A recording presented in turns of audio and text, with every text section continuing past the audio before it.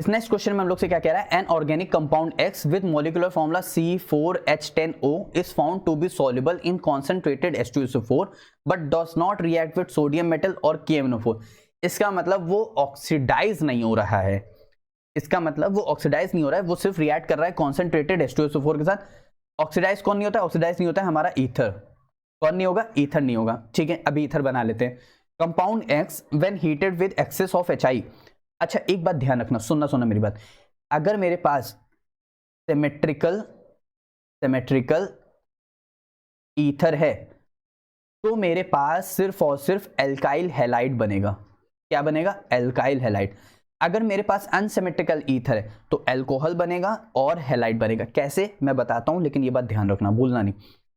Structure बनाना है C4H10O। अब देख लेते हैं यहाँ पे C4H10O यानी CH2 CH3 oxygen CH2 CH3 C4H10 5 5 और O C4H10O। अब हम लोग इसको रिएक्ट करा रहे हैं H2SO4 के साथ। ठीक है, अच्छा इसके पास है H+, इसके ऑक्सीजन के पास है हमारे पास लोन पेयर्स। लोन पेयर क्या करेंगे? हमेशा H+ के ऊपर अटैक मारेंगे। तो यहां से क्या बन जाएगा? देखो CH2। अच्छा मैं इसको डायरेक्ट C2H5 लिख लूं, कोई दिक्कत तो नहीं ना?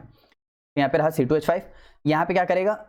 इस तरह हाइड्रोजन के ऊपर अटैक मारेगा और यहाँ पे ऑक्सीजन के ऊपर क्या आ जाएगा? प्लस चार्ज आ जाएगा। तो मैं इसके ऊपर प्लस चार्ज हटा देता हूँ क्योंकि हाइड्रोजन क्या हो गया? फुलफिल हो गया। अब ये इसको बोलते हैं ऑक्सोनियम आयन। क्या बोलते हैं? Oxonium ion.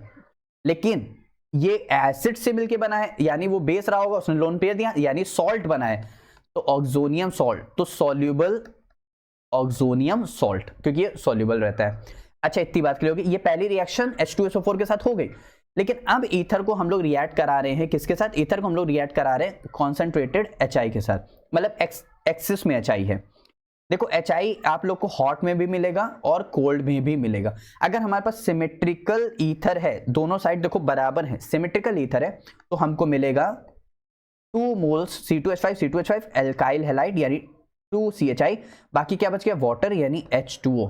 बाकी क्या बच गया? वाटर यानी H2O। ठीक है, इतनी बात करोगे।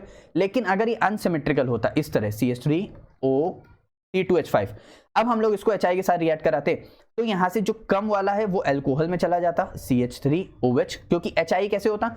यहां पे आता प्लस, यहां पे आता माइनस, तो C2H5 के साथ I चला जाता, C2H5 के साथ I चला जाता और CH3O के साथ H चला जाता, HI।